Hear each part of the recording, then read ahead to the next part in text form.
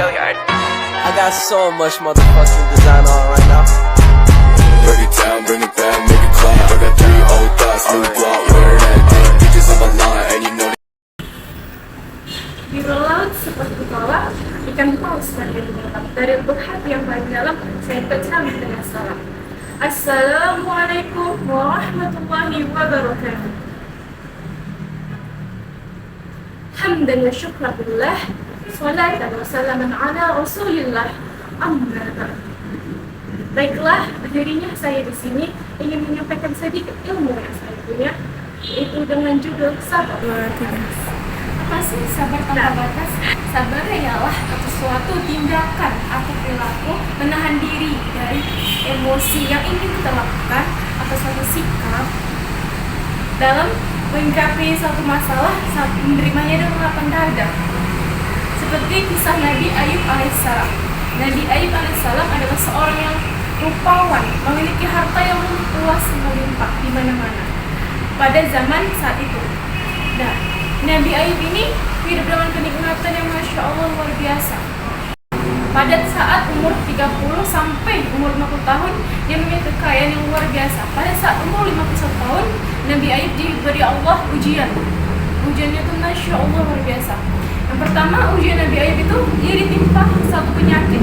Penyakit ini penyakit yang menular atau disebut dengan penyakit kusta, yang dari ujung kepala Nabi Ayub sampai ujung kakinya mengeluarkan nanah, dan penyakit ini menular dan membuat masyarakat sekitar menjauhinya.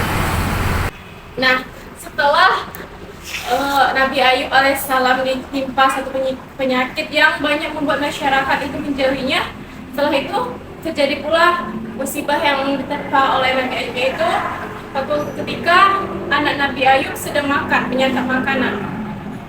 Tiba-tiba rumah Nabi Ayub itu rubuh dan 12 anaknya meninggal di tempat.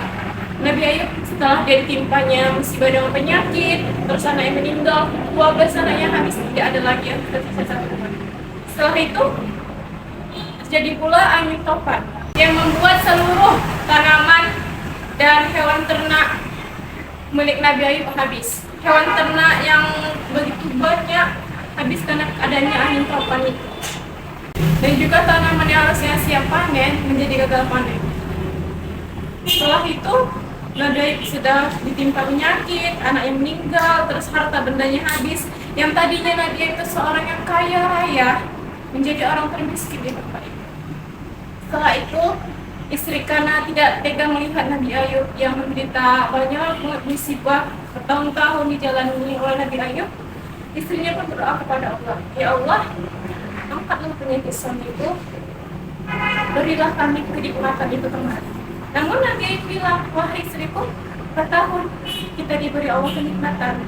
Lalu istri menjawab, 20 tahun. Dan berapa tahun kita ditimpa musibah oleh Allah, diberi musibah dari Allah? 18 tahun. Lalu Nabi Ayub merasa malu karena begitu bertahun lamanya, 20 tahun lamanya ia mendapatkan nikmatan yang luar biasa, namun hanya 18 tahun dia ditimpa musibah, dia merasa malu untuk meminta kepada Allah. Setelah itu, setelah semuanya habis menjadi orang yang termiskin, Nabi Ayub ditinggalkan oleh istrinya. Tapi Nabi Ayub tidak pernah menyerah atau putus asa. Dia terus berusaha berdoa kepada Allah agar penyakitnya disembuhkan. Allah pun berfirman pada surah As-Sad ayat 42, hentakkanlah kakimu dan inilah air untuk minum dan lain.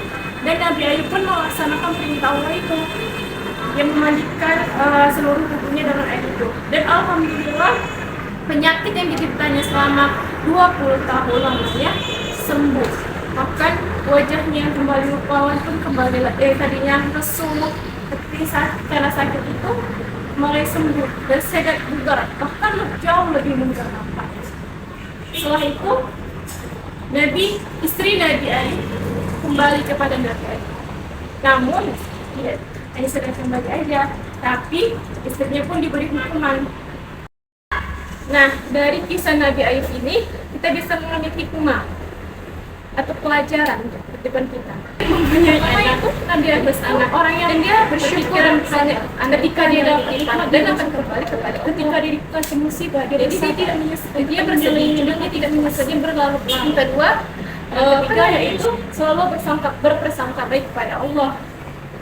Jangan berpikiran, ya Allah kayak gini, kenapa? Allah lihat itu, jangan berprasangka baiklah kepada Allah. Allah punya maksud sendiri mengapa kita beri kita ujian, karena Allah yakin bahwasanya cuma kita yang mampu. Allah saja sudah yakin kalau kita mampu, masa kita nggak yakin kalau kita bisa lewat itu semua.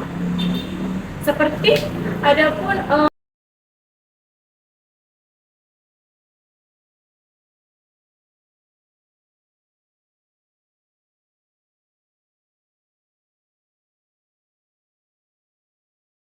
hadiah orang-orang yang sabar itu seperti dalam firman Allah Al-Baqarah ayat 153.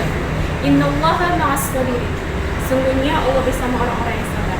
Kesimpulannya, kesabaran itu seperti buah sabir yang rasanya pahit namun hasilnya manis, bahkan melebihi madu.